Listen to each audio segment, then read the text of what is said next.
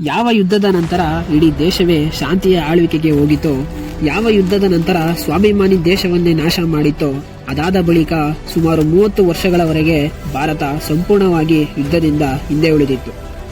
ಆ ಯುದ್ಧದಿಂದ ಶಾಂತಿಯ ಮಂತ್ರವನ್ನು ಕಲಿತವನ ಹೆಸರೇ ದಿ ಗ್ರೇಟ್ ಅಶೋಕ.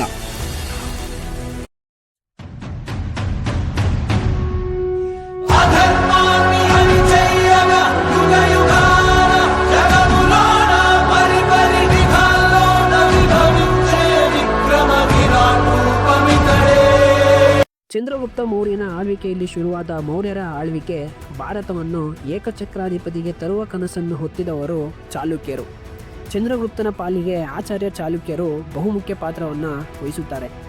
ಚಂದ್ರಗುಪ್ತ ಮತ್ತು ಅವನ ಮಗ ಬಿಂದುಸಾರ ಆಗಿನ ಅಖಂಡ ಭಾರತವನ್ನು ಆಳಿದರು. ಇಂದಿನ ಅಫ್ಘಾನಿಸ್ತಾನದಿಂದ ಹಿಡಿದು ಕನ್ಯಾಕುಮಾರಿಯವರೆಗೂ ತಮ್ಮ ಸಾಮ್ರಾಜ್ಯವನ್ನು ವಿಸ್ತರಿಸಿದ್ದು ಮೌರ್ಯ ಸಾಮ್ರಾಜ್ಯ. ಆದರೆ ಅವರಿಗೆ ಕಳಿಂಗವನ್ನು ತಮ್ಮ ಆಳ್ವಿಕೆಗೆ ತರಲು ಸಾಧ್ಯವಾಗಿರಲಿಲ್ಲ.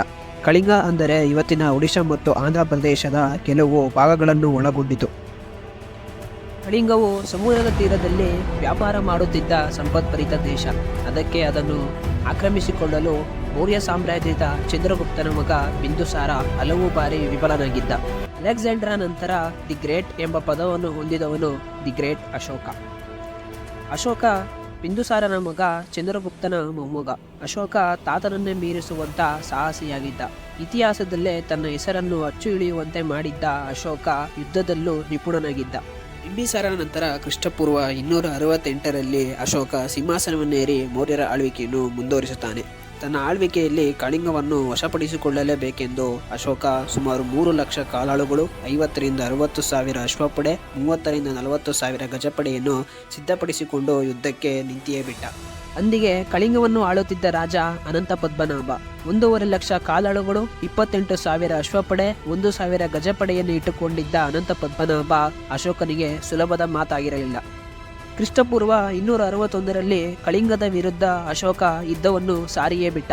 ಕಳಿಂಗದ ಮೇಲೆ ದಾಳಿಗೆ ಇಳಿದ ಅಶೋಕ ಅದು ಭಾರತದ ಇತಿಹಾಸದಲ್ಲೇ ಅತ್ಯಂತ ಭೀಕರ ಯುದ್ಧಗಳಲ್ಲಿ ಒಂದಾಗಿತ್ತು.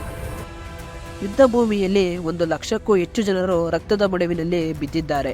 ಯುದ್ಧದ ನಂತರ ಅಶೋಕ ರಣರಂಗವನ್ನು ನೋಡಿ ಅಲ್ಲಿನ ಮಹಾನಾಶ ಅವನನ್ನು ಸಂಪೂರ್ಣವಾಗಿ ಕುಗ್ಗಿಸಿಬಿಡುತ್ತೆ. ಮಾರಣಹೋಮವನ್ನು ಕಂಡ ಅಶೋಕ ಯುದ್ಧ ಭೂಮಿಯಲ್ಲೇ ಒಂದು ಪ್ರತಿಜ್ಞೆ ಮಾಡ್ತಾನೆ. ತಾನು ಯಾವತ್ತೂ ಯುದ್ಧ ಮಾಡೋದಿಲ್ಲ ಅಂತ ಶಪಥ ಅಲ್ಲಿಂದ ಅಶೋಕ ಬೌದ್ಧ ದೀಕ್ಷೆಯನ್ನು ಸ್ವೀಕಾರ ಮಾಡ್ತಾನೆ. ದೇಶದಲ್ಲಿ ಶಾಂತಿ ನೆಲೆಸುತ್ತೆ.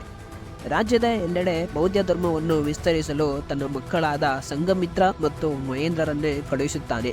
ಅಶೋಕನು ಅವನ ಆಳ್ವಿಕೆಯ ಸಮಯದಲ್ಲೇ ಸುಮಾರು 84 ಸಾವಿರ ಬೌದ್ಧ ದೇವಸ್ಥಾನಗಳನ್ನು ನಿರ್ಮಿಸಿದ್ದ. ಹೀಗೆ ನಿರ್ಮಿಸಿದ್ದ ಒಂದು ಬೌದ್ಧ ದೇವಸ್ಥಾನಗಳಲ್ಲಿ ಒಂದು ಸಾರನಾಥ. ಅಲ್ಲಿ ಒಂದು ಸ್ತಂಭವನ್ನು ನಿರ್ಮಿಸಿರುತ್ತಾನೆ.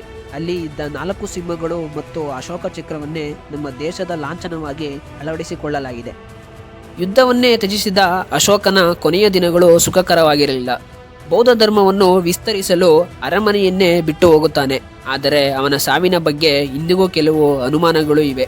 ಕೆಲವು ಮೂಲಗಳ ಪ್ರಕಾರ ಯಕ್ಷಶಿಲೆಯಲ್ಲಿ ತನ್ನ 70ರ ವಯಸ್ಸಿನಲ್ಲೇ ಕೊನೆಯ ಉಸಿರೆಳೆದಿದ್ದ ಎಂಬುದು. ಕೊನೆಗೆ ಮೌರ್ಯರ ಸಾಮ್ರಾಜ್ಯ ಕ್ಷೀಣಿಸುತ್ತಾ ಬಂತು. ಶುಂಗವಂಶದವರು ಮೌರ್ಯರಿಗಿಂತ ಆಧಿಪತ್ಯವನ್ನು ಹೊಂದುತ್ತಾರೆ. ಆದರೆ ಮೌರ್ಯರು ಎಂದ ತಕ್ಷಣ ಮೊದಲು ಚಂದ್ರಗುಪ್ತ, ನಂತರ ಶಾಶ್ವತವಾಗಿ ಹೆಸರು ಉಳಿಸಿ ಹೋದವನೇ ಚಕ್ರವರ್ತಿ ಅಶೋಕ.